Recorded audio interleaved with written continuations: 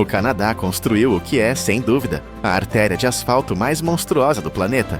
Imagine uma estrada com 18, às vezes 20 faixas de largura, pulsando com 500 mil de veículos todos os dias.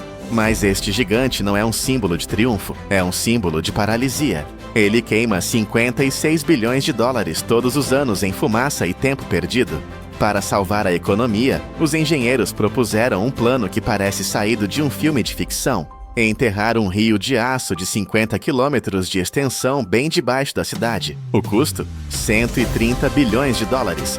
Será este o projeto que salvará a América do Norte ou a maior armadilha financeira da história? Para entender por que alguém consideraria gastar uma fortuna tão inimaginável, você precisa primeiro sentir o desespero que reina na superfície. A rodovia 401 não é apenas uma estrada, é a espinha dorsal de toda a economia canadense. Estendendo-se por 828 quilômetros, desde a ponte Ambassador, em Detroit, até a fronteira de Quebec, ela carrega o peso de uma nação. Quando foi inaugurada em 1953, era uma via modesta de 2 pistas, prometendo liberdade e velocidade, mas o progresso tem um apetite insaciável. Em apenas uma década, ela inchou para 12 pistas. Hoje, em Toronto, ela se expandiu para 18 ou 20 faixas, tornando-se um dos gargalos mais notórios de todo o continente norte-americano.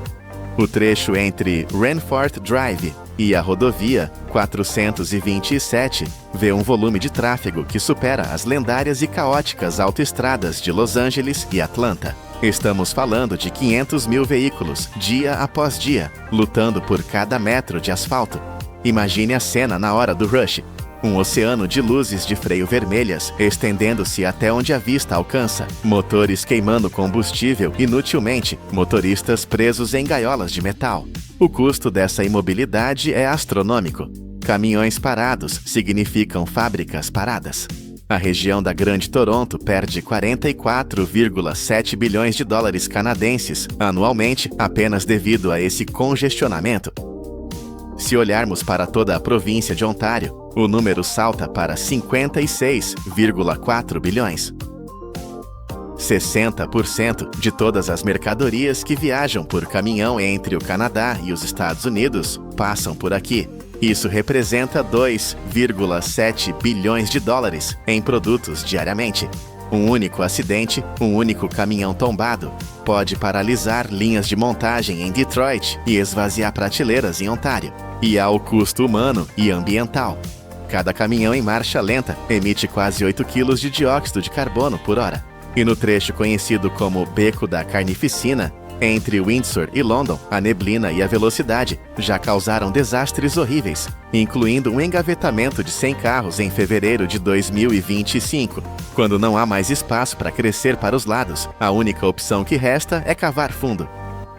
Diante desse cenário apocalíptico, o governo de Ontário ressuscitou uma ideia que é tão ambiciosa quanto aterrorizante: construir um túnel contínuo de 50 quilômetros sob a cidade mais densamente povoada do país.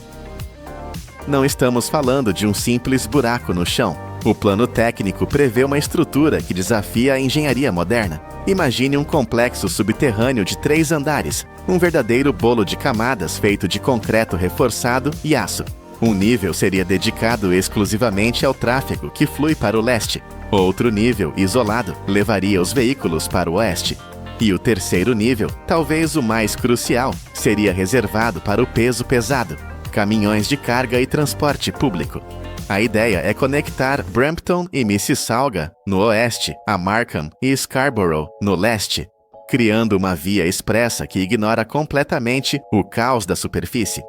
O primeiro-ministro Doug Ford já colocou este projeto na lista de prioridades nacionais, buscando aprovações ambientais aceleradas.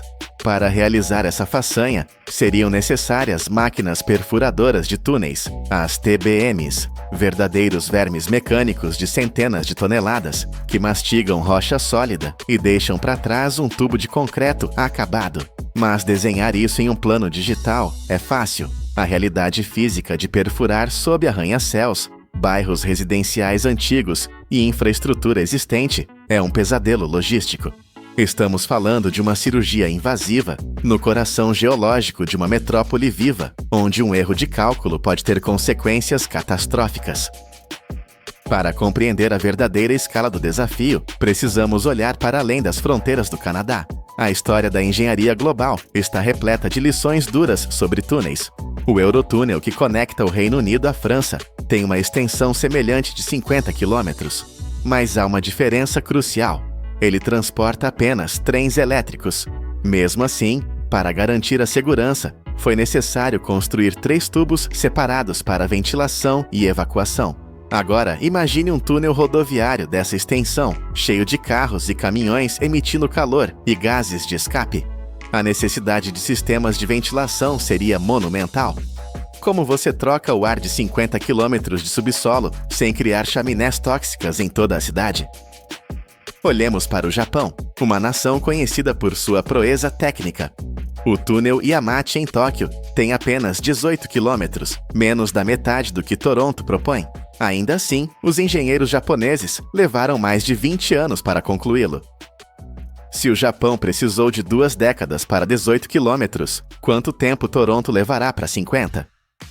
Na Austrália, o túnel North Connex de Sydney, com apenas 9 quilômetros, exigiu torres de exaustão enormes para dissipar a poluição, gerando protestos dos moradores. Na Índia, o túnel Zojila requer saídas de emergência a cada 250 metros. Aplicar esses padrões de segurança sobre Toronto significaria construir milhares de poços de acesso, sistemas de supressão de incêndio e salas de pânico subterrâneas. A densidade de tecnologia necessária para manter as pessoas vivas e seguras a 30 metros de profundidade é algo que raramente foi tentado nessa escala em um túnel rodoviário urbano. Essa complexidade técnica nos leva diretamente ao aspecto mais chocante de todo o projeto: o preço. Projetos de túneis têm uma reputação notória de estourar orçamentos. Em Ottawa, um estudo para um túnel minúsculo de 3 quilômetros custou milhões e o projeto explodiu para 2 bilhões antes de ser cancelado. Em Seattle, o túnel SR-99, de apenas 3 quilômetros, custou 3,3 bilhões de dólares e sofreu anos de atrasos quando a máquina perfuradora quebrou no subsolo. Agora, aplique essa matemática ao monstro de Toronto. As estimativas iniciais mais conservadoras sugerem que apenas 10 quilômetros custariam 1,7 bilhões de dólares. Quando você extrapola isso para a extensão total de 50 quilômetros e adiciona a complexidade dos 3 níveis, o custo total estimado atinge a marca vertiginosa de 90 bilhões de dólares americanos. Se incluírem linhas ferroviárias como prometido, a conta pode subir para 130 bilhões. Para colocar isso em perspectiva, esse valor é comparável a todo o orçamento anual de defesa do Canadá. É dinheiro suficiente para construir mais de 100 hospitais de última geração. E o tempo? Especialistas preveem que, no melhor cenário, a construção levaria de 15 a 20 anos. Estamos falando de 2 décadas de obras. Tentar acelerar o processo exigiria comprar mais máquinas perfuradoras, cada uma custando cerca de 150 milhões de dólares. E mesmo com todo o dinheiro do mundo, a geologia é imprevisível. Uma máquina quebrada, um lençol freático inesperado ou uma falha na rocha podem paralisar o trabalho por meses, enquanto o medidor de custos continua girando furiosamente. Mas o custo financeiro é apenas metade da história. O custo físico para a região seria devastador. Para abrir um buraco desse tamanho, os engenheiros teriam que remover dezenas de milhões de toneladas de terra e rocha. Imagine uma frota interminável de caminhões basculantes, dia e noite, transportando essa montanha de detritos para fora da cidade. Isso equivale a centenas de milhares de viagens, adicionando ainda mais tráfego e poluição às estradas que o projeto promete aliviar. Um estudo interno do governo sugere que a poluição do ar durante a construção poderia ser 20 a 30 vezes pior do que a de uma obra rodoviária normal. As comunidades locais vivem com medo do barulho constante, das perfuratrizes e da poeira fina que cobriria seus bairros. Há também o risco geológico real de subsidência, o solo assentando e afundando acima do túnel, o que poderia rachar fundações de casas e edifícios na superfície. Ambientalistas alertam que a rota proposta atravessa ecossistemas vitais, como o rio Don e áreas úmidas que servem de refúgio para a vida selvagem. Além disso, há a questão dos recursos.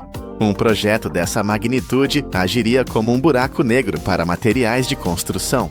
Ele sugaria todo o suprimento de concreto e aço de Ontário. Isso criaria uma escassez artificial, fazendo disparar os preços para qualquer outra pessoa que quisesse construir uma casa, um hospital ou uma escola. O mercado de construção da província poderia ficar paralisado, refém de um único megaprojeto. No entanto, apesar dos riscos titânicos e do caos potencial, há um argumento sedutor que mantém o projeto vivo. Se funcionar, os benefícios seriam transformadores. Modelos do Ministério dos Transportes mostram que, sem intervenção, até 2031, as viagens na atual rodovia 401 demorarão 90 minutos a mais do que hoje. O túnel promete apagar esse futuro sombrio. Ao desviar caminhões e trânsito de passagem para o subsolo, a superfície voltaria a fluir. Isso teria um efeito cascata em toda a cadeia de suprimentos da América do Norte. Fábricas em Detroit receberiam peças a tempo. Armazéns em Ontário operariam com eficiência máxima. A economia de combustível e horas de trabalho seria imensa. Além disso, um túnel é um ambiente controlado. Sem cruzamentos, sem saídas abruptas, sem neve ou chuva, o risco de acidentes cai drasticamente. A segurança seria incomparável. E há a promessa de transporte público rápido. Trens ou ônibus voando pelo subsolo a velocidades constantes, incentivando as pessoas a deixarem seus carros em casa. Para a economia local, a construção criaria 10 mil empregos diretos, sustentando famílias de engenheiros e operários por uma geração inteira. Estamos diante de uma encruzilhada histórica.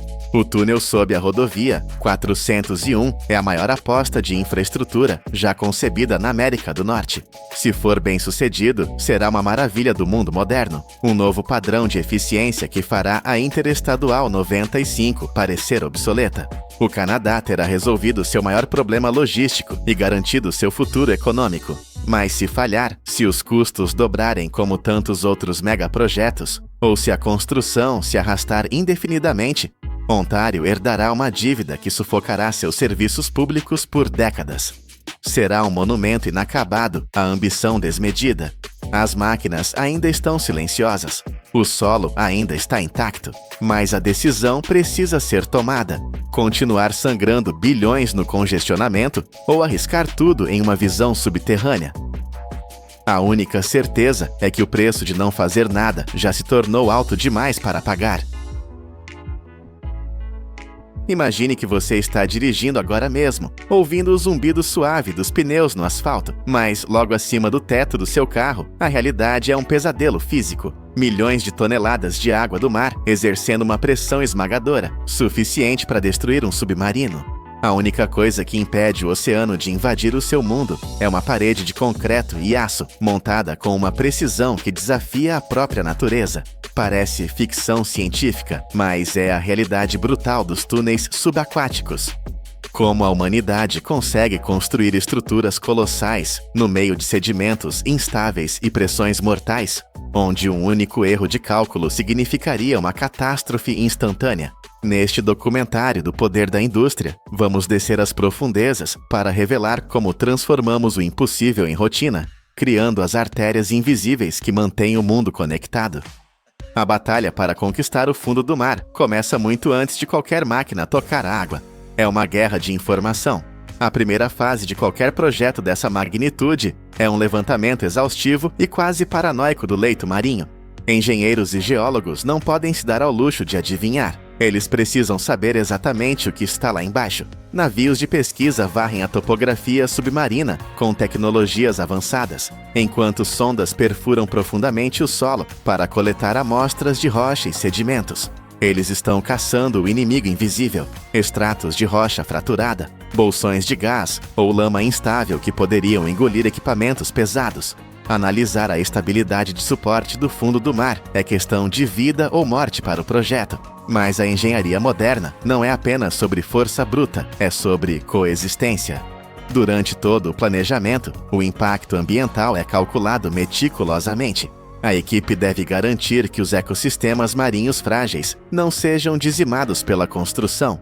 Medidas de mitigação de ruído são implementadas para não ensurdecer a vida marinha. e recifes artificiais são frequentemente instalados para criar novos habitats, provando que o aço e a natureza podem dividir o mesmo espaço. Somente quando o mapa do desconhecido é totalmente desenhado, a verdadeira operação industrial começa. Para atravessar águas calmas com um fundo do mar estável, os engenheiros recorrem a uma técnica que transforma a construção civil em um espetáculo naval. O método do tubo imerso. Esqueça a ideia de construir debaixo d'água. Aqui nós construímos monstros de concreto em terra firme para depois ensiná-los a nadar. Em gigantescas docas secas, operários fabricam segmentos de túnel que são verdadeiros titãs. Um único elemento padrão pode atingir 217 metros de comprimento, mas é o peso que faz o chão tremer. Cada segmento pesa mais de 73 mil toneladas. Isso é mais pesado do que muitos navios de guerra totalmente carregados. Esses blocos são fabricados com uma precisão milimétrica, pois qualquer imperfeição na superfície tornaria a vedação impossível. Dentro dessas cavernas de concreto, já existem compartimentos prontos para rodovias, ferrovias e corredores de serviço para manutenção futura. Quando estão prontos, a doca é inundada e a física assume o controle. Esses colossos flutuam e são rebocados para o mar aberto por um exército de pontões e guindastes especializados. Eles são posicionados com precisão de GPS sobre trincheiras previamente escavadas no fundo do oceano. O processo de descida é tenso e lento, mas o verdadeiro milagre acontece no fundo, a conexão. Juntas de borracha maciças são colocadas entre os segmentos.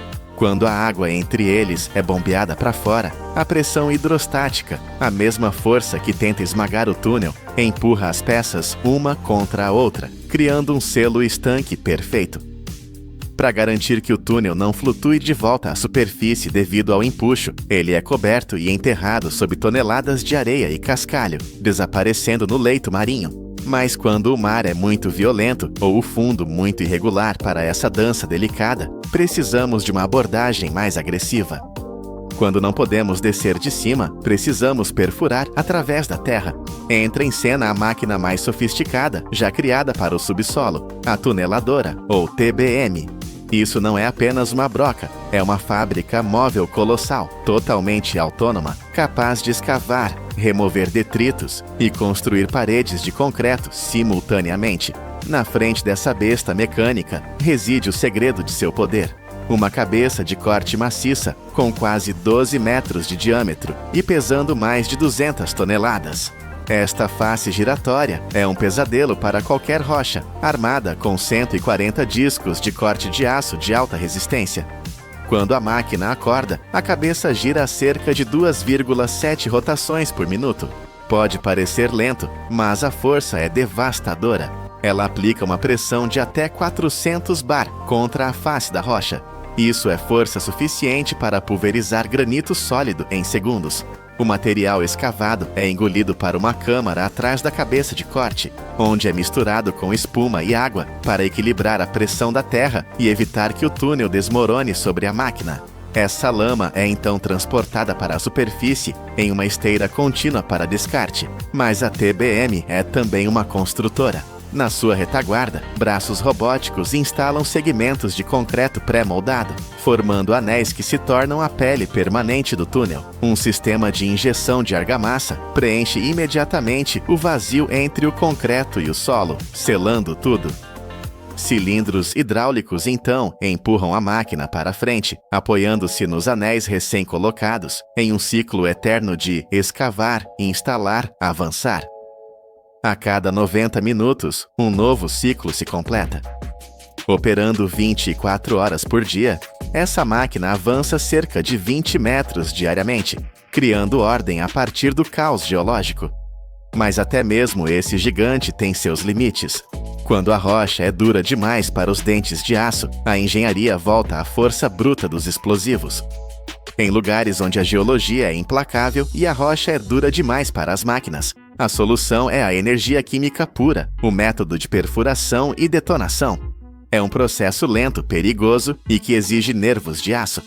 Tudo começa com a perfuração de dezenas de furos precisos na face da rocha, seguindo um padrão geométrico calculado por computadores. Em seguida, explosivos em cartucho são inseridos profundamente nesses orifícios, conectados por detonadores elétricos. Não é uma explosão aleatória, é uma demolição controlada. Os detonadores são cronometrados em sequências de milissegundos para quebrar a rocha de forma eficiente, minimizando vibrações que poderiam danificar a estrutura. A segurança é paranoica. Todos os sistemas de ventilação são desligados para que a onda de choque não os destrua e a resistência elétrica de cada fio é testada. Quando o comando de fogo é dado, a terra treme. Cada detonação consome entre 80 e 100 kg de explosivos, avançando o túnel cerca de 1,5 metro por vez. Após a explosão, há um silêncio tenso de 20 minutos para ventilar a fumaça tóxica, antes que os humanos possam entrar para inspecionar e remover os escombros. Repetindo isso de 9 a 18 vezes por dia, o túnel avança na base da explosão. No entanto, debaixo d'água, esse método é arriscado. As ondas de choque podem matar a vida marinha, e as vibrações podem causar rachaduras fatais nas rochas, permitindo a entrada do mar. Por isso, ele é usado apenas quando absolutamente necessário. Mas e se não pudermos explodir e nem usar a TBM? Quando a tecnologia de ponta falha e a força bruta é perigosa demais, resta a escavação tradicional, um testemunho da persistência humana. Muitas vezes, isso começa com a construção de um poço vertical profundo, uma garganta que desce da superfície até o nível do túnel. Esse poço é a única conexão com o mundo exterior, usado para baixar máquinas, materiais e trazer os trabalhadores de volta à luz do dia. Lá embaixo, em solos traiçoeiros, operários usam ferramentas de corte hidráulicas montadas em braços mecânicos para raspar a terra camada por camada.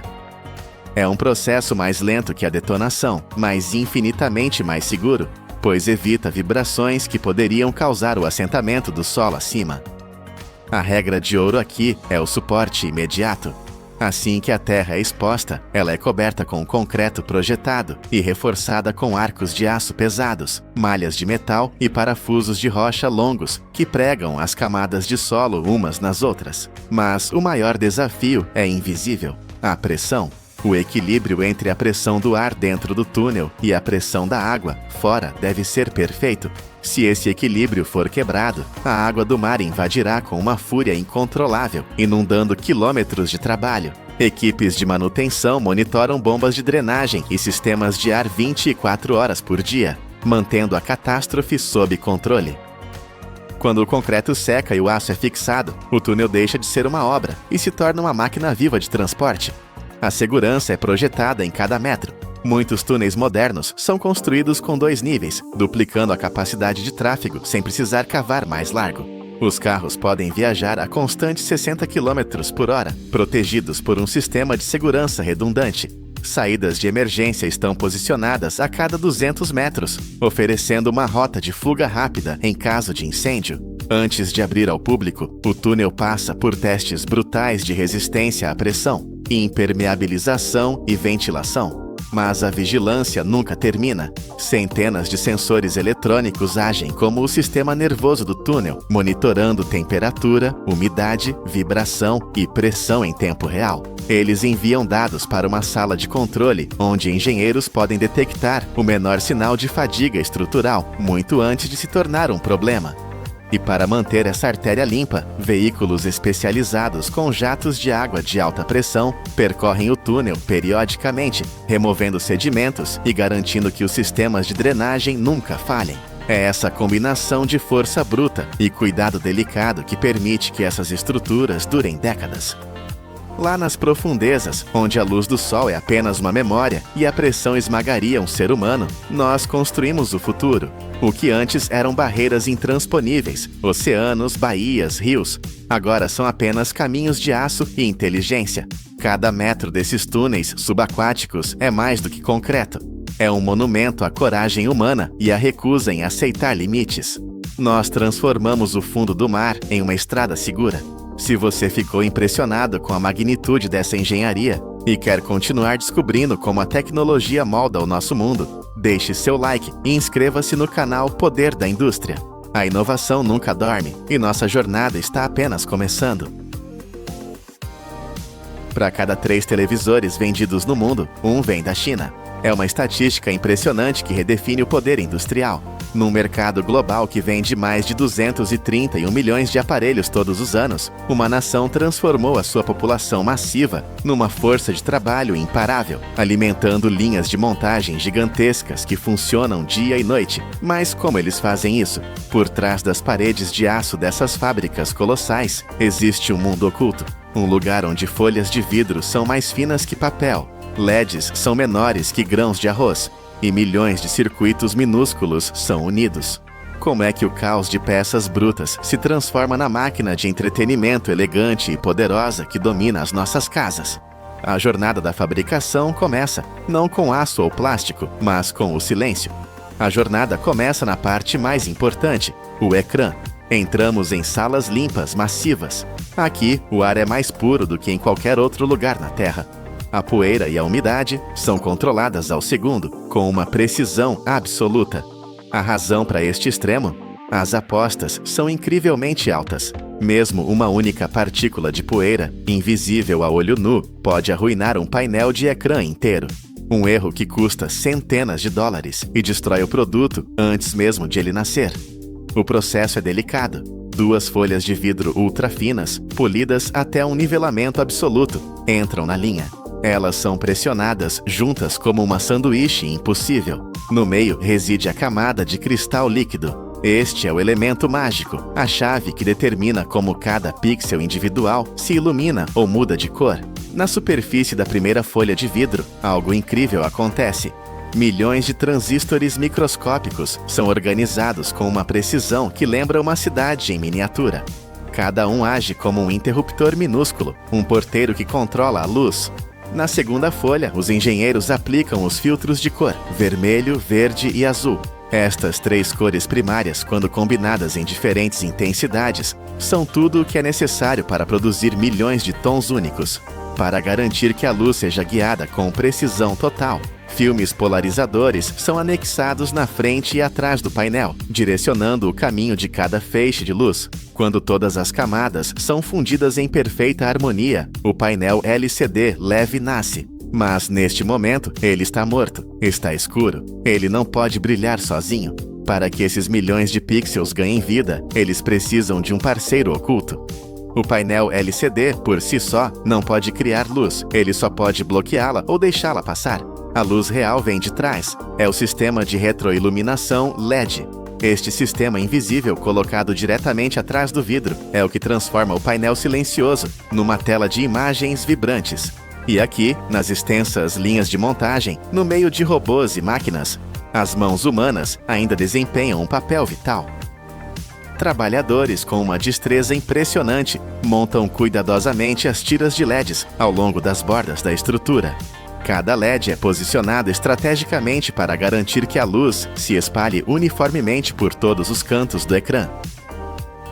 Estes LEDs são espantosamente pequenos, não maiores que um grão de arroz, mas, coletivamente, são suficientemente poderosos para iluminar todo o ecrã. No entanto, milhares deles operando juntos geram um calor intenso. O calor é o inimigo da eletrônica.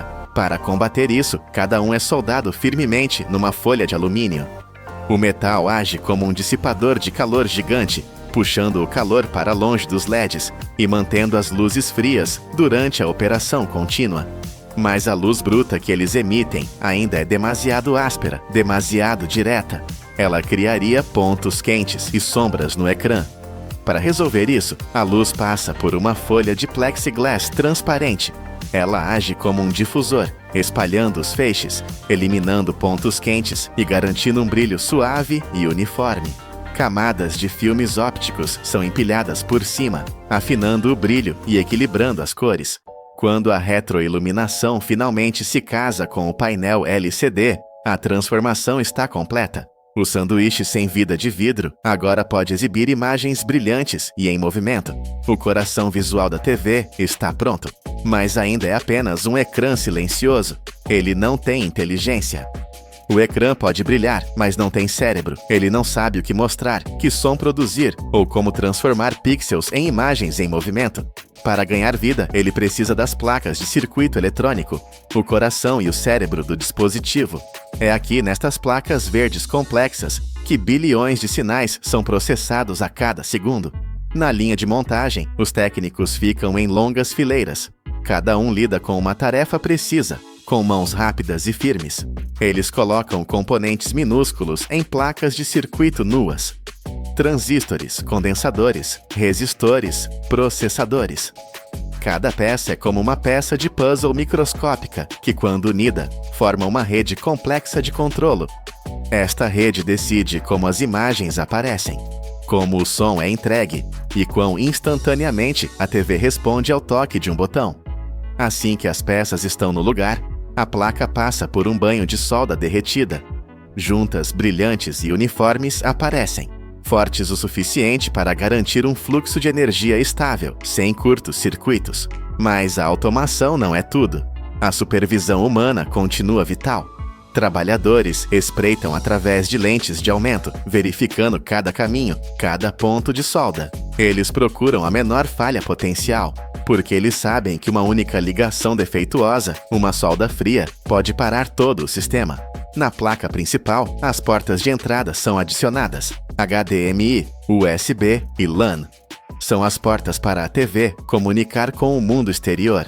Finalmente, todos os elementos, ecrã, retroiluminação e circuitos, reúnem-se. A mistura sem vida de vidro e plástico transformou-se numa máquina inteligente. Mas toda esta coleção frágil de vidro, circuitos e fios está exposta, está vulnerável. A televisão precisa de uma camada final, uma armadura protetora. Ela deve proteger a delicada estrutura interna contra choques, poeira e o estresse mecânico do transporte. Este passo crucial ocorre na área de moldagem de alta pressão. Aqui o plástico é moldado com uma precisão incrível. A tampa frontal, as molduras laterais e o painel traseiro são formados. Eles devem ser fortes o suficiente para proteger os componentes sensíveis, mas leves o suficiente para os trabalhadores manusearem. Quando as peças chegam à fase final de montagem, a precisão torna-se tudo. Cada peça é cuidadosamente posicionada, ajustada até a menor fração. Elas têm de encaixar-se perfeitamente com os circuitos e o frágil ecrã interno. E aqui está o perigo. O menor desalinhamento, apenas alguns milímetros, pode ser fatal. Poderia criar uma pressão desigual sobre o frágil ecrã de cristal líquido. O resultado? Deformação da imagem, manchas de luz, ou até mesmo uma racha catastrófica que destrói o ecrã. É por isso que cada movimento aqui é medido, deliberado e exato. Parafusos, clipes e soldas térmicas fixam cada ligação, fundindo os elementos separados numa única unidade sólida. O televisor já não parece um trabalho em progresso, parece inteiro, polido e pronto. Mas será que a sua aparência corresponde ao seu desempenho? Antes de poder deixar a fábrica, ele deve enfrentar a pista de obstáculos.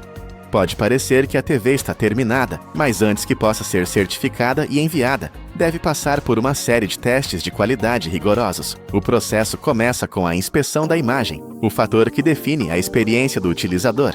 O ecrã inteiro é digitalizado por câmaras de ultra alta resolução e sensores ópticos altamente sensíveis. Eles são capazes de detectar os mais ínfimos pixels mortos, aqueles que ficam permanentemente escuros ou acesos, perturbando a uniformidade da imagem. O sistema também mede o brilho, a consistência em toda a superfície, identificando áreas que estão demasiado brilhantes, demasiado escuras ou que mostram fugas de luz. Testes de cor são realizados usando escalas de gradiente e sequências de vídeo em rápido movimento, avaliando a precisão do tom e a suavidade nas transições. A seguir, os testes de áudio.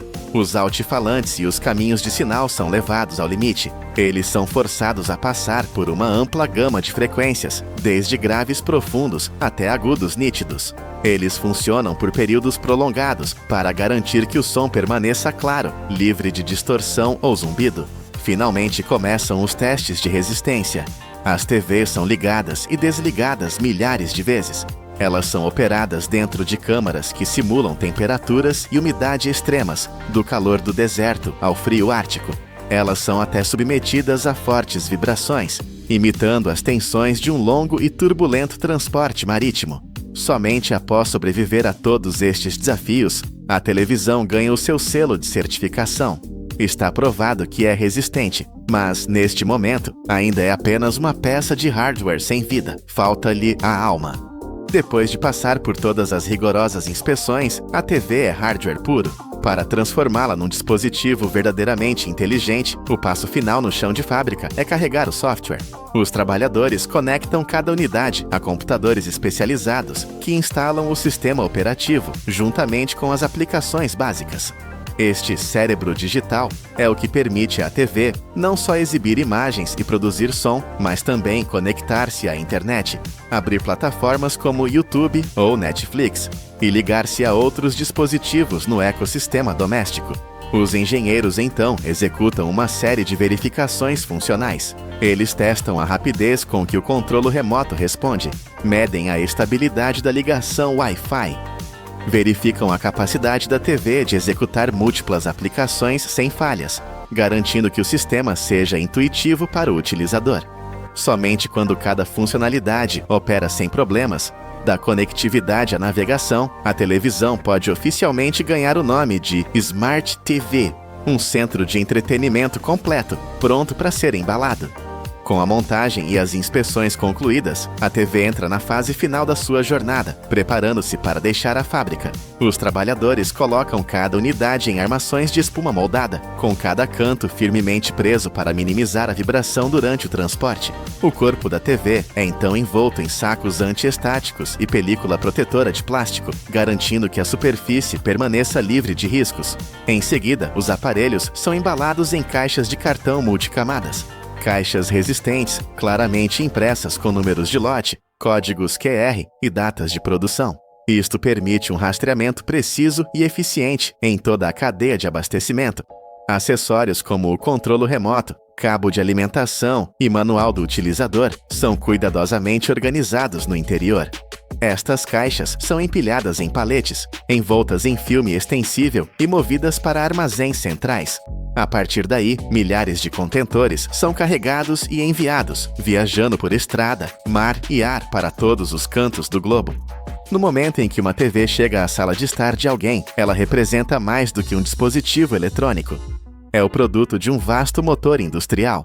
O resultado de centenas de pessoas, máquinas e processos rigorosamente coordenados que trabalham juntos para alcançar a perfeição em cada unidade. Por trás dessa frágil concha existe um motor tecnológico completo. Das salas limpas que montam ecrãs aos trabalhadores, que colocam cada pequeno LED, passando por placas de circuito microscópicas e software inteligente. A China transformou a sua mão de obra e escala numa máquina de produção massiva, fornecendo centenas de milhões de TVs para o mundo. Mas a questão permanece: será que a velocidade e o custo por si sós serão suficientes para manter a sua posição contra nações que se concentram na inovação e na força da marca? Começa com magma derretido, milhões de anos a arrefecer lentamente, formando-se nas profundezas da Terra. É a memória fóssil do nosso planeta. Este material, o granito, preserva os vestígios da pressão, do calor e do tempo que o moldaram. E agora, imagine isto: engenheiros numa pedreira acabam de usar uma explosão controlada para arrancar um único bloco desta rocha que pesa 100 toneladas. É mais pesado do que um avião Boeing 737 vazio. Mas o objetivo não é apenas mover esta massa colossal. O verdadeiro desafio é transformar este poder bruto e caótico numa laje perfeitamente plana, polida como um espelho, com uma precisão de alguns centésimos de milímetro, verificada por lasers. Como é que a humanidade pega num bloco de 100 toneladas, nascido do fogo, e o transforma numa obra de arte de alta tecnologia? Esta é a jornada da pedra eterna, do caos da pedreira à perfeição da arquitetura. A viagem começa em vastas pedreiras a céu aberto, paisagens esculpidas pela engenharia humana. Colossais formações rochosas, que demoraram milhões de anos a formar-se, estão escondidas sob camadas de terra, areia e rocha solta. Antes de poderem sequer tocar no granito valioso, as equipas têm de remover esta sobrecarga, por vezes dezenas de metros dela. Quando o leito de rocha principal está finalmente exposto, o verdadeiro trabalho começa. As equipas de perfuração movem-se pela superfície, marcando pontos precisos. Seguem um padrão de grelha cuidadosamente calculado, perfurando fundo na pedra. O objetivo aqui não é a destruição, é a precisão. Estes furos são então carregados com uma quantidade medida de explosivos, apenas o suficiente. O objetivo não é estilhaçar o granito em pedaços inúteis, é usar a onda de choque para o separar em grandes blocos, sem fraturar o núcleo. Uma sequência de explosão controlada é acionada. Em segundos, um eco estrondoso reverbera pelo vale. Lajes maciças pesando milhares de toneladas destacam-se e deslizam pelas paredes da pedreira. Quando a poeira assenta, o titã está exposto, mas a força bruta tem os seus limites. Para uma extração mais controlada, a tecnologia assume o controlo. A serra de fio diamantado é uma ferramenta de pura maravilha. Um cabo de aço robusto, revestido com esferas de diamantes sintéticos, roda continuamente em alta velocidade. É o diamante que corta o granito. A serra fatia a pedra densa, sem causar fissuras. Em pedreiras maiores, a alternativa são lâminas de serra gigantes. Imagine uma lâmina com até 3,6 metros de comprimento, equipada com segmentos de ponta de diamante.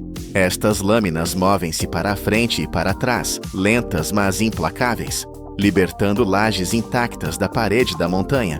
Ambos os métodos de corte têm algo em comum: um fluxo constante de água. Durante um único turno, o consumo pode atingir entre 3.700 e 7.500 litros de água. Esta água é vital. Arrefece a superfície de corte para evitar que as lâminas sobreaqueçam e lava o pó de pedra. Mas, mais importante, suprime a perigosa poeira de sílica. Estas são as partículas finas, transportadas pelo ar, que podem causar graves doenças pulmonares. É uma medida de segurança essencial. Felizmente, a maior parte desta água é recuperada e reciclada. Finalmente, quando as linhas de corte estão completas, os trabalhadores usam cunhas de aço ou macacos hidráulicos. Com uma libertação final e precisa de pressão, uma pedra que pesa dezenas de toneladas cai no chão da pedreira. O bloco de granito está livre da montanha, mas agora enfrenta o seu primeiro grande desafio: mover-se. Esta não é uma tarefa para caminhões normais. Devido ao seu peso imenso, os blocos são primeiro transportados para uma área de preparação, staging area, dentro da própria pedreira. Aqui, o terreno é nivelado e seguro. O transporte é feito por caminhões de carga especializados, veículos com plataformas rebaixadas e chassis reforçados, concebidos especificamente para o terreno íngreme e irregular da pedreira. Para carregar estas bestas, são necessários guindastes de esteiras gigantes. Antes de cada elevação, o bloco é meticulosamente preso. Correntes de aço e cintas robustas são posicionadas em pontos de equilíbrio cuidadosamente calculados. A última coisa que alguém quer é que um bloco de 100 toneladas deslize ou rode durante a elevação. O guindaste levanta o bloco e baixa-o suavemente sobre um reboque de múltiplos eixos para cargas pesadas.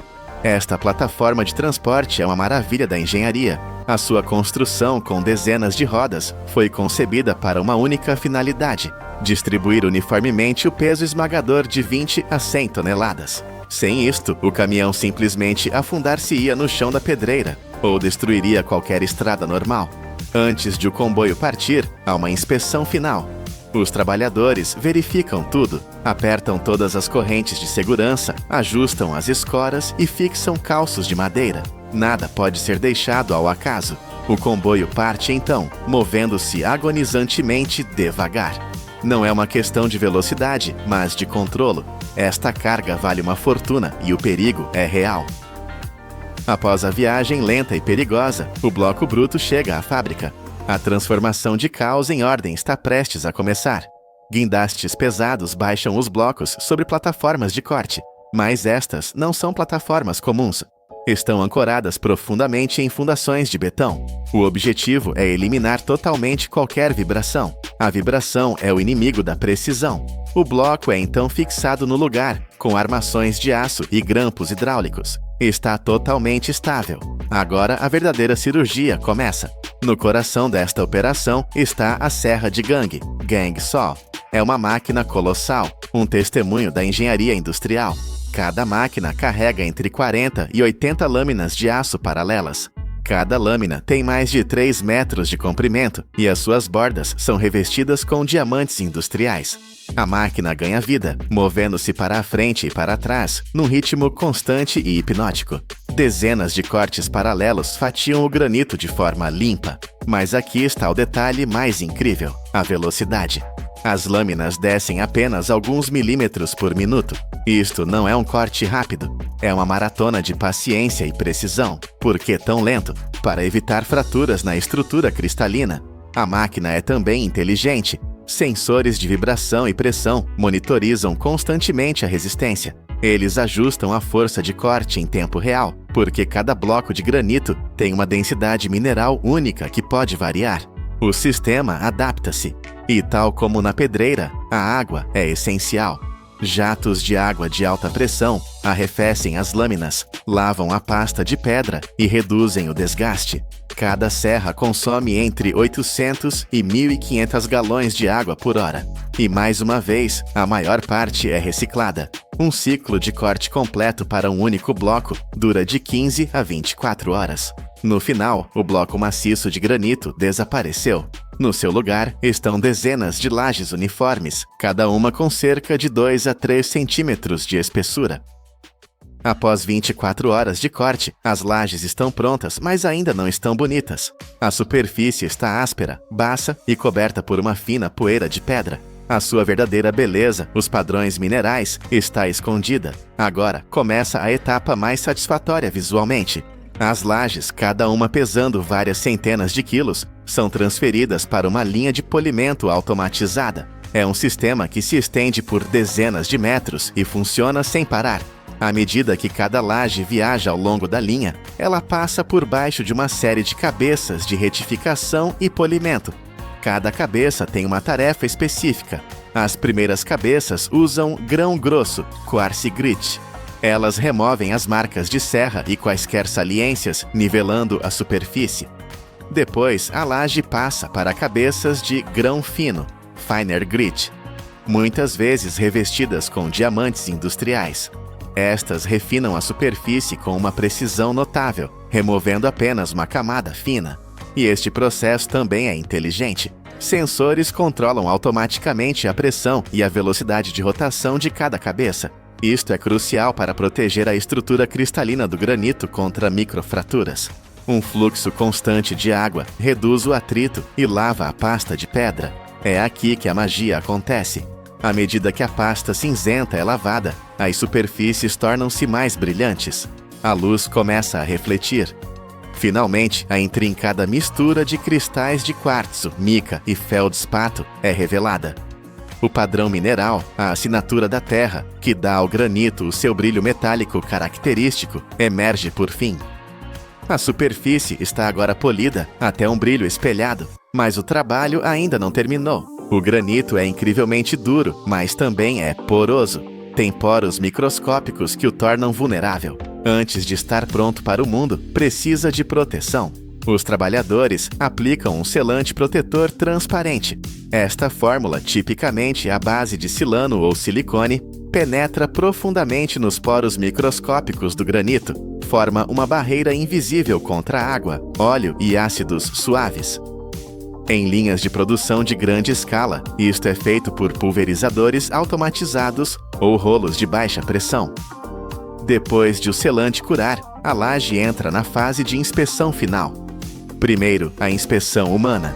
Os trabalhadores inspecionam cada laje sob iluminação de alta intensidade. Eles procuram arranhões tênues, manchas nebulosas ou mudanças subtis no tom da cor. Mas o olho humano tem limites. É por isso que a laje passa para a zona de inspeção a laser. Sensores de varrimento multifeixe projetam-se sobre toda a superfície. Capturam milhões de pontos de dados para gerar um mapa 3D detalhado de cada laje. A partir deste mapa, um software especializado analisa a planicidade, a espessura e o alinhamento. A precisão é impressionante. Deteta desvios tão pequenos quanto alguns centésimos de milímetro. Esta tecnologia vê o que é invisível a olho nu: microfissuras, bolsas de ar ou deformações na superfície. Apenas as peças impecáveis, as que passam neste teste de alta tecnologia, seguem em frente. A laje de granito está agora perfeita, protegida, polida e verificada por laser. Mas como se move com segurança algo que pesa 450 quilos e é, ao mesmo tempo, um produto de luxo? A embalagem é o último desafio de engenharia. Todo o movimento é tratado por elevadores robóticos especializados ou guindastes de pórtico hidráulicos. Estas máquinas não usam pinças, que poderiam lascar as bordas. Elas usam garras de sucção a vácuo. Elas agarram a laje pela sua superfície polida, levantando-a verticalmente. Isto evita arranhões, lascas ou danos nos cantos. As lajes são então colocadas em paletes de aço pesado ou de madeira reforçada. São posicionadas na vertical.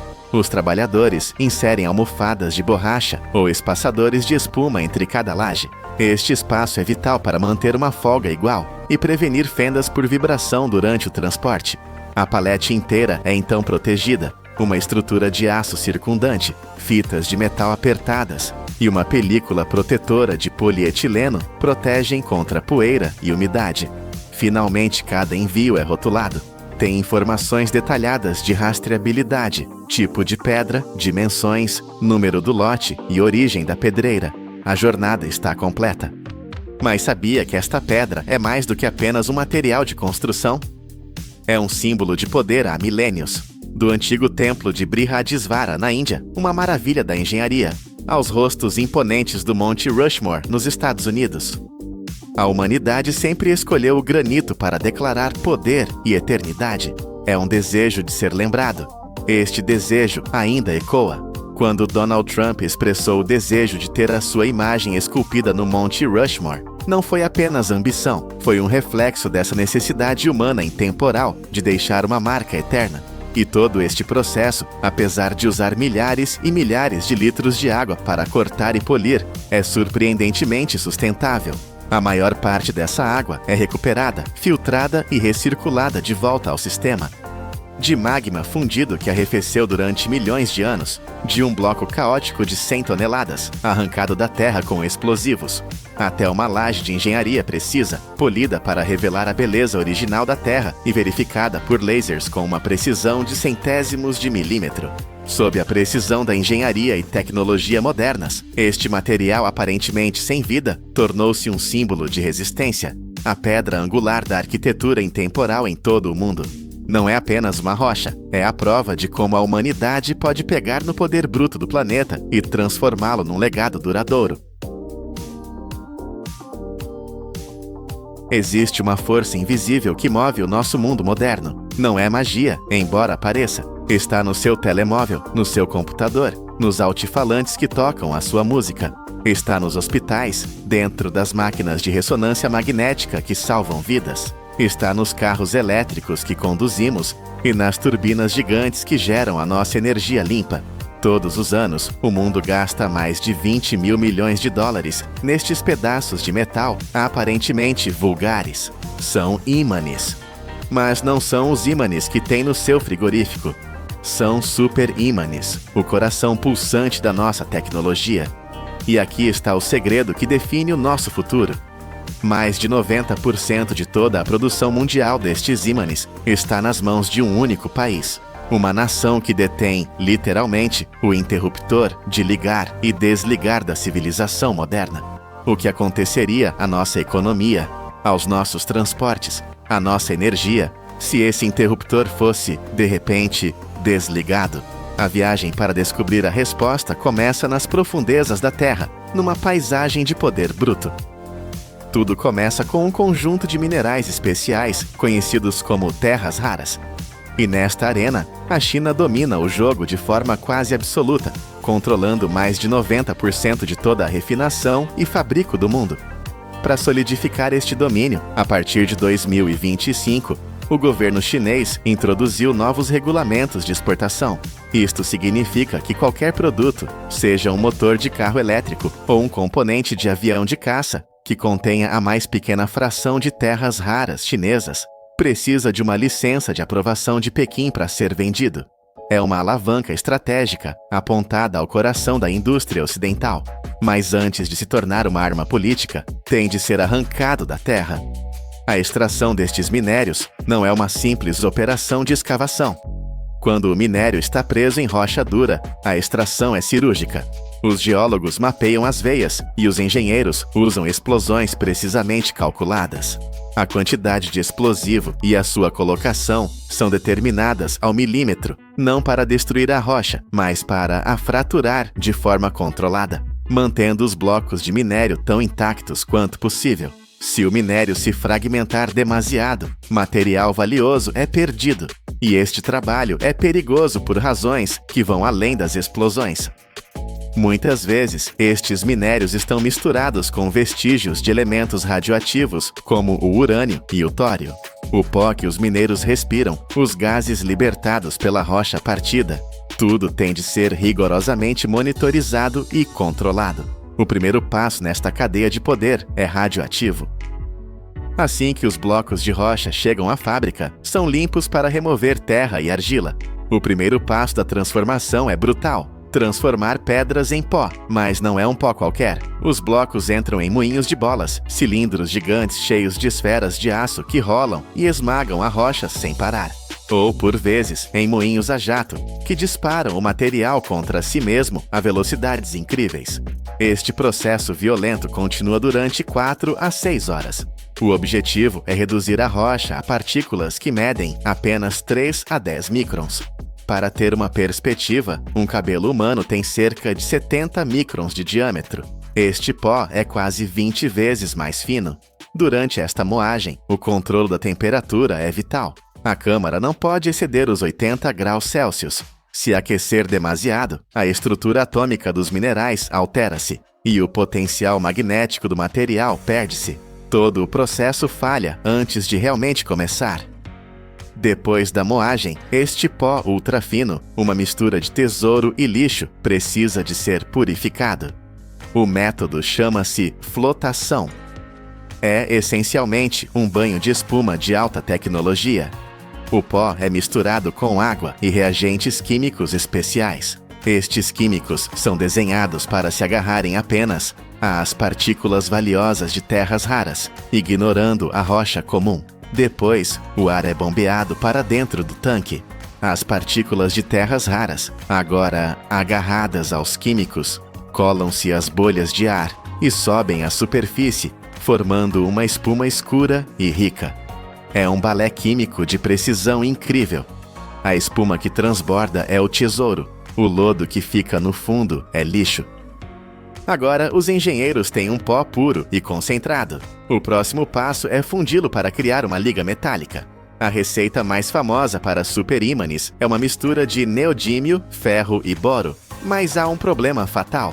O neodímio é um piromaníaco químico. Ele adora oxigênio. Em contato com o ar que respiramos, ele oxida ou enferruja quase instantaneamente. Se estiver em forma de pó fino, pode até arder espontaneamente. Por isso, a fusão tem de ser feita num ambiente que não existe na Terra, um vácuo perfeito.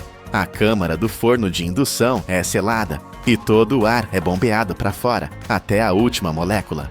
Depois, para garantir, a câmara é preenchida com argon, um gás nobre. O argon é como um segurança químico. Não reage, não se mistura. É um escudo gasoso perfeito. Só então, neste ambiente estéril, o calor é ligado. A temperatura dispara para valores incríveis, até 3.000 graus Fahrenheit, ou mais de 1.600 graus Celsius. É mais quente que a lava de um vulcão. A esta temperatura, os metais tornam-se líquidos e misturam-se numa sopa atômica uniforme. Durante 2 a 4 horas, a liga é refinada, mas o arrefecimento é igualmente extremo. O metal líquido incandescente não pode arrefecer lentamente. Ele é derramado sobre um tambor de cobre gigante, arrefecido por dentro, que gira a alta velocidade. O choque térmico é instantâneo. O metal solidifica em menos de um segundo, sendo cuspido na forma de flocos finos e quebradiços, como vidro metálico. O choque congela os átomos no lugar. A estrutura está quase perfeita. Estes flocos brilhantes são o material base, mas a sua estrutura interna ainda é caótica. Para o passo seguinte, os flocos são novamente triturados, de volta a um pó ultra fino, sempre num ambiente protetor de argon. E agora, chegamos ao passo que separa um ímã de frigorífico de um super ímã que move um comboio. Este é o verdadeiro segredo, o coração do processo. O pó fino é cuidadosamente colocado numa prensa, mas não é uma prensa vulgar. Enquanto a máquina se prepara para comprimir o pó, algo invisível e inacreditavelmente poderoso acontece. Um campo magnético gigantesco, com vários teslas de força, é ativado à volta do molde.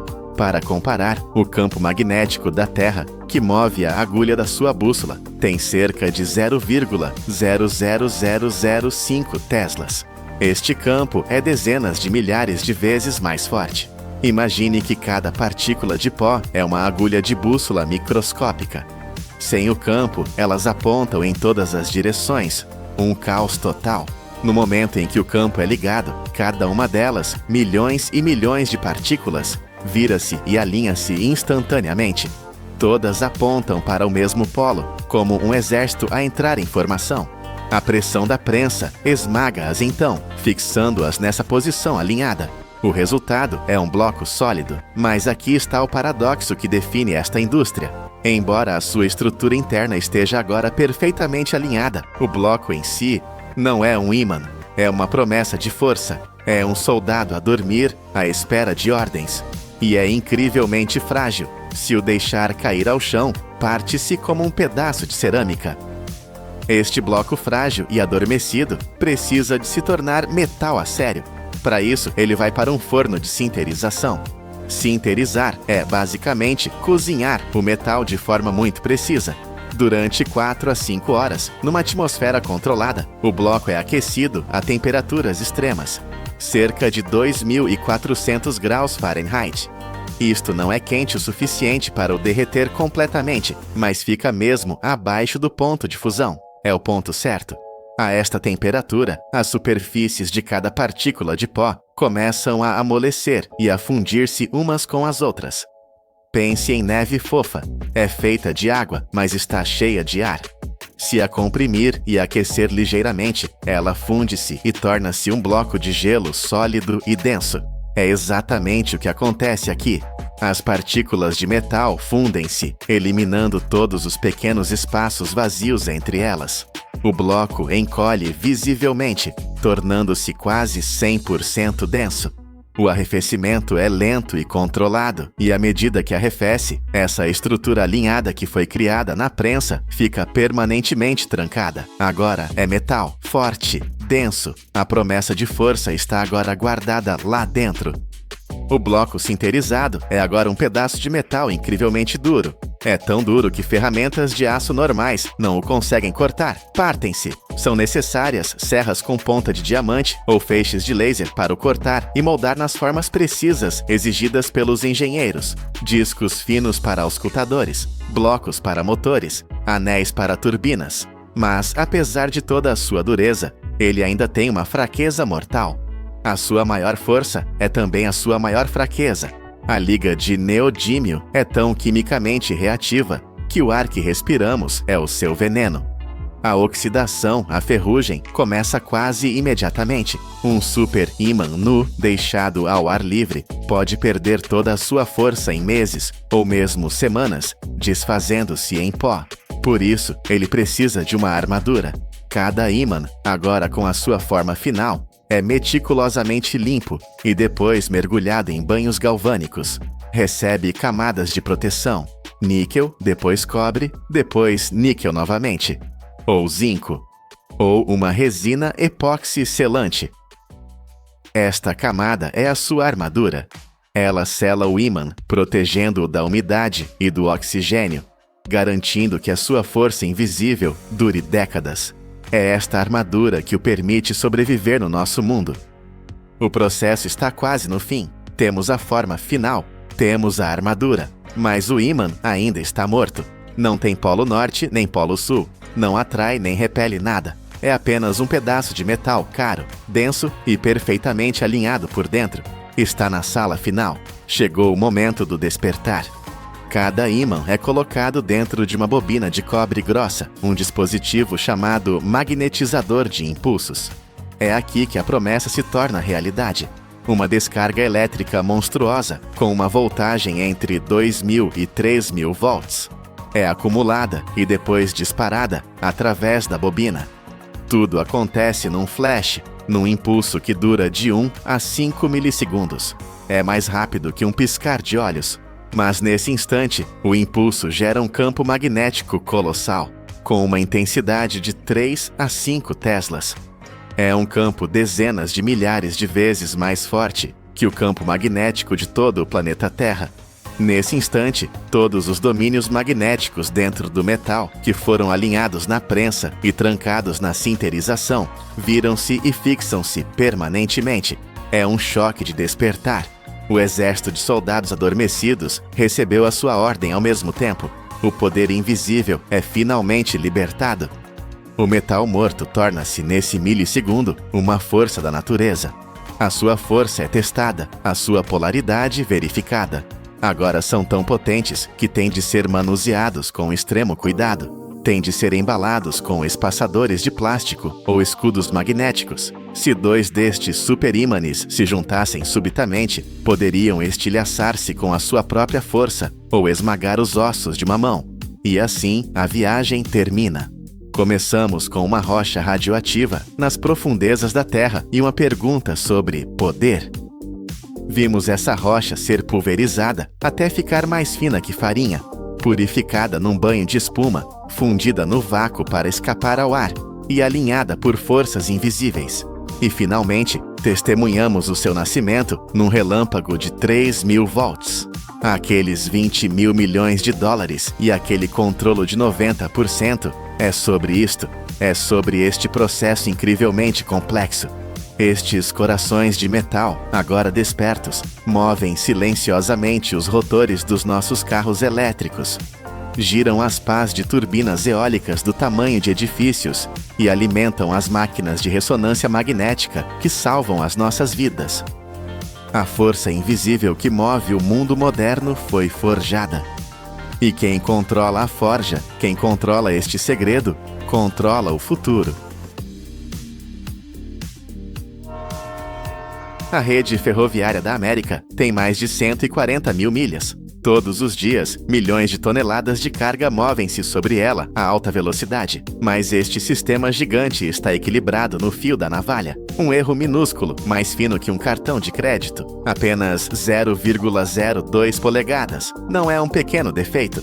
É a diferença entre uma viagem suave e um comboio inteiro a vibrar perigosamente fora do seu caminho. As apostas são totais, a cada segundo de cada dia. Para construir isto, os engenheiros têm de dominar 2 mundos completamente opostos. O mundo do fogo líquido, a 4.500 graus, e o mundo dos lasers, com uma precisão que o olho humano mal consegue ver. Como é que eles transformam o caos do aço derretido na linha mais perfeita e segura da Terra? A viagem não começa nos campos abertos. Começa no coração de fábricas gigantescas onde o metal nasce. É aqui que o componente mais crítico, o próprio carril de aço, é forjado. Dentro de fornos elétricos a arco e altos fornos, as temperaturas atingem níveis quase inimagináveis, ultrapassando os 2.900 graus Fahrenheit. Isto é mais quente do que a lava de um vulcão. A esta temperatura, o aço não é um sólido, é um rio de fogo brilhante. Um sistema de alimentação totalmente automatizado mede cada ingrediente com uma precisão ao nível da libra. Minério de ferro, coque e aditivos são misturados na proporção exata. Enquanto o metal ferve, robôs gigantes resistentes ao calor agitam o banho líquido, retirando impurezas. Em momentos exatos calculados ao segundo, elementos cruciais como o manganês e o crômio são adicionados. Eles são o que dá ao aço a sua força lendária e a capacidade de resistir ao desgaste de milhões de rodas. Quando a composição química está perfeita, este aço líquido é vertido em moldes, arrefecendo ligeiramente para formar blocos sólidos chamados tarugos. Mas este aço, embora sólido, está estressado e instável. É imediatamente transferido para um poço de imersão. Isto é essencialmente um forno de espera gigante, que mantém os tarugos a uma temperatura constante entre 2.200 e 2.300 graus Fahrenheit. Por que este banho de calor? Para acalmar o aço por dentro. Se arrefecesse demasiado depressa, criaria fissuras microscópicas, uma falha fatal que poderia partir o carril anos mais tarde. Agora, o tarugo de aço estabilizado, ainda a brilhar com um vermelho vivo, está pronto para ser esculpido. Ele entra numa linha de laminagem contínua. Isto não é fundição, é escultura através de força bruta. O aço é espremido e esticado como massa, mas com uma força de milhões de libras. Primeiro passa pelo laminador de desbaste. Um conjunto de rolos gigantes agarra o tarugo e espreme-o, reduzindo drasticamente a sua espessura e alongando-o. De seguida, passa pelos suportes intermédios. Aqui, um conjunto inteligente de rolos escalonados não só pressiona o aço, mas também o roda. Esta rotação é vital para distribuir a tensão uniformemente, assegurando que não há pontos fracos. Finalmente, o aço entra no suporte de acabamento. Estes são os rolos mestres, os escultores finais. Tem ranhuras de precisão que moldam o aço na sua icônica forma de I. Esta forma não é acidental, é uma obra-prima de engenharia. A cabeça espessa no topo suporta a roda do comboio. A base larga embaixo distribui essa pressão por uma área maior. E a alma fina no meio poupa uma quantidade imensa de aço e peso, mantendo a força estrutural. Entre cada passagem pelos rolos, jatos de água a alta pressão atingem o aço, e isto arranca instantaneamente a carepa de óxido e ajuda a controlar a temperatura. Durante todo este balé de força, sensores laser medem o perfil do carril milhares de vezes por segundo, garantindo que cada milímetro corresponde ao design. O carril tem agora a sua forma, mas saiu da laminagem incandescente e cheio de tensão. Se fosse deixado a arrefecer ao ar, tornar-se-ia quebradiço. Precisa de ser domesticado. Imediatamente o carril passa por um sistema de pulverização de água a alta pressão. Uma névoa densa e controlada envolve o metal quente. O caudal e a velocidade são controlados por computador para garantir um arrefecimento perfeitamente uniforme. Se um lado arrefecesse mais depressa que o outro, o carril deformar-se-ia. Depois deste choque térmico controlado, o carril entra na zona de tratamento térmico. Dependendo do seu objetivo final, pode ser submetido a têmpera ou recozimento em fornos, que operam entre 900 e 1.100 graus Fahrenheit. Este processo alivia as tensões internas, tornando o aço incrivelmente duro à superfície, mas mantendo-o flexível por dentro. É isto que permite ao carril aguentar milhões de ciclos de carga sem falhar. Agora temos carris individuais, fortes e direitos, mas os comboios modernos não correm sobre peças pequenas. Eles precisam de fitas de aço contínuas. Na fábrica, a tecnologia de soldadura topo a topo por faísca entra em ação. As extremidades de 2 carris são alinhadas com uma precisão de 1/100º de polegada. Uma corrente elétrica maciça é disparada, aquecendo as extremidades a mais de 2.700 graus Fahrenheit. Em segundos, as duas extremidades tornam-se uma só. Não há cola, não há parafusos. O próprio metal é soldado ao nível molecular. Uma máquina de retificação automática entra imediatamente e remove qualquer excesso de metal, tornando a junta perfeitamente lisa, mais forte que o próprio carril. Os carris, agora em segmentos longos e perfeitos, estão prontos. A fábrica fez o seu trabalho. Mas um carril, por mais forte que seja, é inútil sem uma fundação capaz de suportar o seu poder. Transferimos-nos para o local de construção. O primeiro passo é o balastro. Essa cama de pedras britadas que se vê em todas as linhas férreas é, talvez, o herói desconhecido de todo o sistema. O balastro tem 3 trabalhos críticos. Primeiro, distribui o peso imenso do comboio pela plataforma de terra. Segundo, permite que a água da chuva drene imediatamente, impedindo que os carris se afundem na lama. Terceiro, atua como um amortecedor gigante, absorvendo a vibração. A escala disto é impressionante. Para construir apenas 1 milha de via, as equipas precisam de cerca de 3.500 toneladas de balastro. São 7 milhões de libras de pedra. É o peso equivalente a mais de 10 jatos Boeing 747, apenas para 1 milha. E não é qualquer pedra. Não são pedras de rio, lisas e redondas. É granito triturado ou rocha basáltica, com arestas vivas. Por quê? Porque as arestas vivas encaixam umas nas outras, como um puzzle tridimensional, criando um leito estável que não desliza. Vagões tremonha especializados despejam estas pedras, e máquinas reguladoras de balastro, da Harsco ou Placer, usam lâminas, arados e escovas rotativas, guiadas a laser, para espalhar as pedras numa camada perfeitamente nivelada. A cama de pedra está pronta. Agora, precisamos da espinha dorsal que irá manter os carris à distância exata, as travessas. Em projetos modernos, uma máquina automática de colocação de travessas faz o trabalho pesado. É um pórtico gigante que se move ao longo da via. As suas garras hidráulicas agarram cada travessa de betão, pesando entre 600 e 700 libras cada, e colocam-na exatamente no local designado, espaçadas cerca de 24 polegadas. A velocidade é incrível. Uma única máquina pode instalar mais de 2.000 destas lajes de betão num único turno de trabalho. O trabalho que levaria semanas a uma equipa humana é feito em horas, e o betão é rei. As antigas travessas de madeira tratadas duravam 20 a 30 anos. Estas travessas de betão de alta resistência são mais pesadas, mais estáveis e duram mais de 50 anos. Com milhares de travessas no sítio, os carris chegam. São frequentemente entregues em carril soldado contínuo, CWR, fitas de aço gigantes pré-soldadas na fábrica, com até 1/4 de milha de comprimento. Um comboio especial desenrola lentamente este carril de aço sobre as travessas. Antes de o fixar, as equipas usam equipamento hidráulico para o tensionar. O aço expande com o calor e contrai com o frio. Ao esticá-lo para uma tensão neutra, os engenheiros garantem que o carril não fivela no verão mais quente, nem parte no inverno mais frio. Os carris estão esticados sobre as travessas, que estão sobre o balastro, mas tudo ainda está solto. Agora começa o trabalho de precisão, o paradoxo no terreno. Primeiro, o sistema de fixação. Um trabalhador coloca uma almofada de borracha entre o aço e o betão para absorver choques. Depois, uma placa de base de aço. Finalmente, clipes de aço elásticos são martelados no lugar.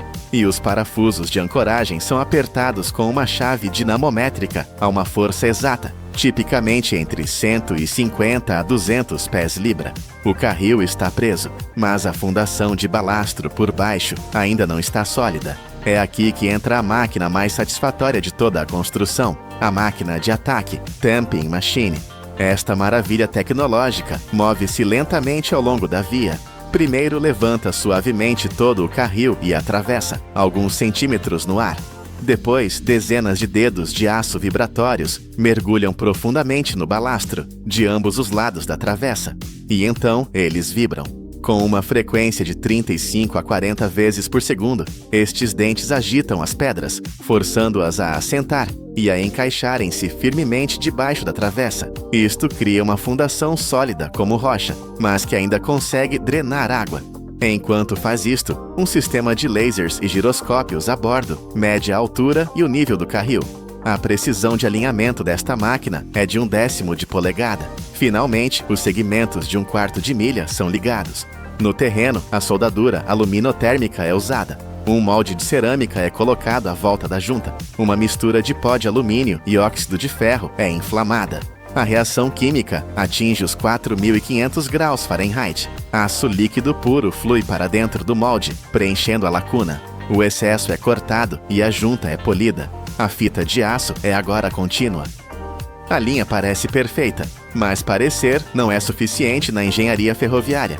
As apostas são demasiado altas. As máquinas de construção saem. Os inspetores finais entram. Primeiro, um técnico caminha ao longo de cada centímetro do carril com um detetor de falhas ultrassônico. É como um raio-x para o aço, que procura microfissuras internas ou defeitos da soldadura que o olho não pode ver. Depois, um carro de medição de geometria da via é rebocado ao longo da linha. Esta é a prova final.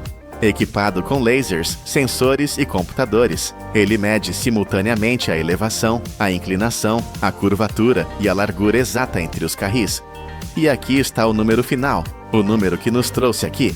A tolerância permitida para a geometria da via acabada é de apenas mais ou menos 0,02 polegadas, mais fino que um fio de cabelo humano, numa estrutura que pesa milhões de toneladas por milha, construída ao ar livre, sobre pedra e terra.